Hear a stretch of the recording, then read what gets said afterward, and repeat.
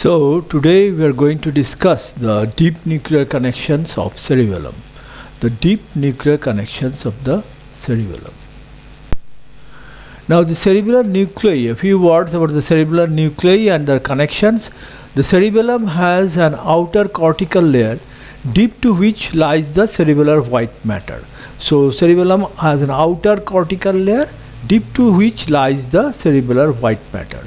Now there are four deep cerebellar nuclei interspersed in this white matter. These are fastigial, globose, emboliform and dentate nuclei. So there are four deep cerebellar nuclei present in the white matter. They are the fastigial, the globose, the emboliform and dentate nuclei. Globose and emboliform nuclei are conjointly known as interpositus nucleus. Globose and emboliform nuclei together are known as interpositus nucleus. So the four cerebellar nuclei are fastigial, globose, emboliform and dentate nuclei. Together these globose and emboliform nuclei are known as nucleus interpositus. Now we come to the connections of the various deep nuclei of the cerebellum. Now first a few words about the mossy and climbing fibers. The mossy and the climbing fibers which form the afferent input. So there are only two afferent input to the cerebellum.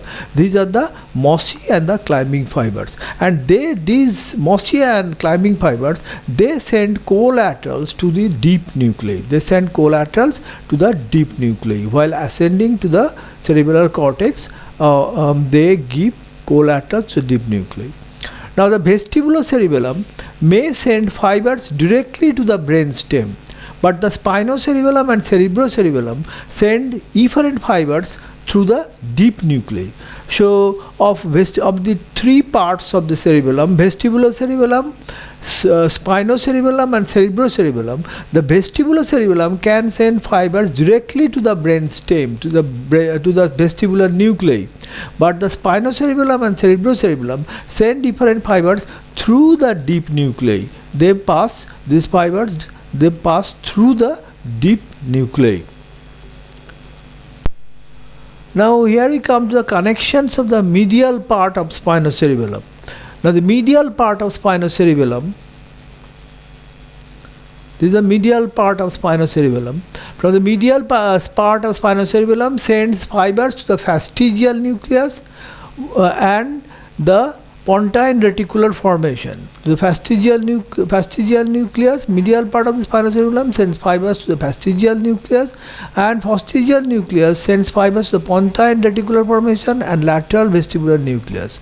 From these descending fibers, known as pontine reticulospinal tract, obviously, and the lateral vestibulospinal tract, these are the descending tracts, and they ultimately supply the proximal limb and axial muscles. The proximal limb and axial muscles. So again to summarize, to repeat, the medial part of the spinocerebellum sends fibers to the fastigial nucleus, which projects to the lateral vestibular nucleus. Fastigial nucleus, which projects to two areas, to the lateral vestibular nucleus and the pontine reticular formation. From these, the lateral vestibulospinal tract and reticulospinal tract descend, and they control the trunk and proximal limb muscles. Now, so we go to the next slide. Here we come to the connection of the hemispheric portion of the spinocerebellum. So previously we discussed about the medial part of the spinocerebellum, that is close to the vermis, and now we come to the paravermal, to the side of the part of the cerebellum on the side of the vermis.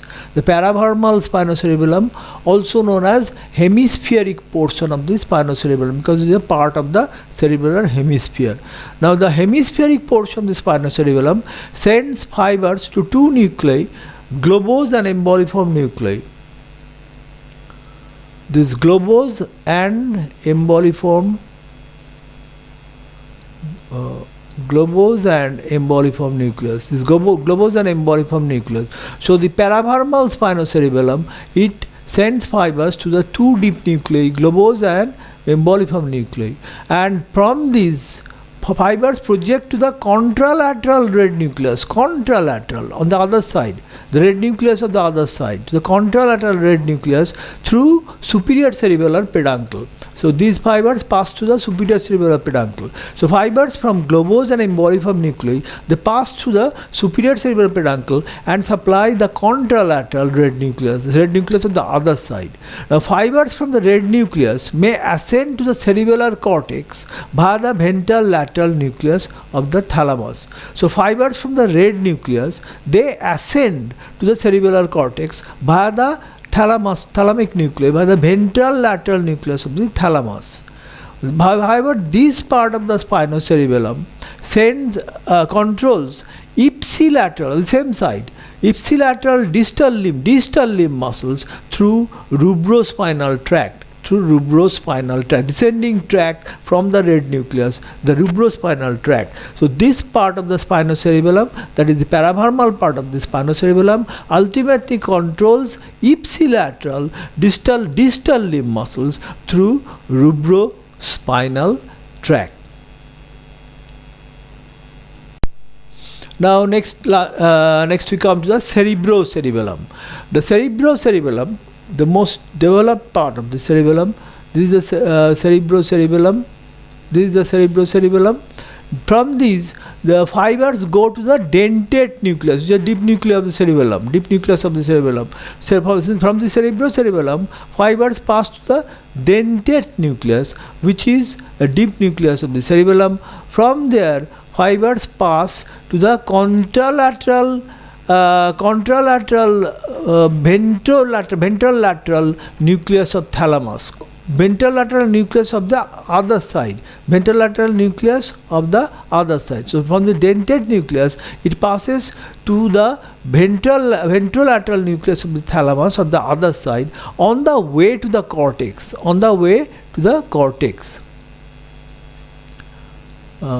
ventrolateral nucleus. From there, fibers go to the contralateral motor cortex, and this part of the contralateral motor cortex controls ipsilateral distal limb muscle, ipsilateral of the same side, ipsilateral distal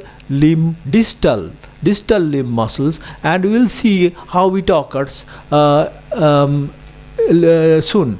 Now this part, the function of cerebrocerebellum is concerned with planning and programming of movements. So very higher function, planning and programming of movements, and it also regulates timing of movement. Which is an essential function of coordination. It is essential for coordination, this timing of movement, and that is that is one of the function of cerebrocerebellum. So lastly, we take note of the fact, we should note the fact that cerebellar efferents, they supply contralateral red nucleus and contralateral motor cortex, which again supply contralateral limb muscles. So because both these are contralateral, so ultimately cerebellar motor control is ipsilateral in nature.